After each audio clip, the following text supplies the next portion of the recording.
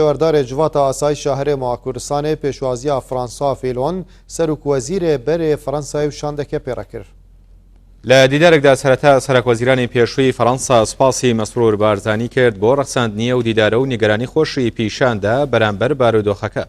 پاشان ڕایشکاری ئەنجومەنی ئاسایشی هەرێمی کوردستان سوپاسی هەڵوێستی سەرۆکی فەڕەنسا و حکوومەتی فەڕەنسای کرد بۆ پشتیوانی و هاوکاریکردنی هەرێمی کوردستان لە شەڕی دژی تیرۆرستانی دەوڵەتی ئیسلامیدا. لە دیدارەکەدا مەسرور بارزانی بە تێر و تەسەلی باسی لە قۆناغەکانی دەرکەوتن و گەشەسەندن و بێزبوونی تیرۆرستانی داعش و پەلامارەکانیان بۆ سەر هەرێمی کوردستان و شەنگال و ئەو جۆنسایدە کرد کە دژ بە کوردانی یەزیدی ئەنجامیاندا و ڕایگەیان داعش مەترسێکی گەورەیە بۆ سەر هەموو جیهان چونکە هیچ سنوور و بەهایەک ناناسێ. پێشمەرگە لە جیاتی جیهان شەڕی داعش دەکات. ئەمەش پێویستی بە پەرچەکردن و چەکی کاریگەر هەیە تا بتوانێت بیان وەستێنێ و تێکیان بشکێنێ.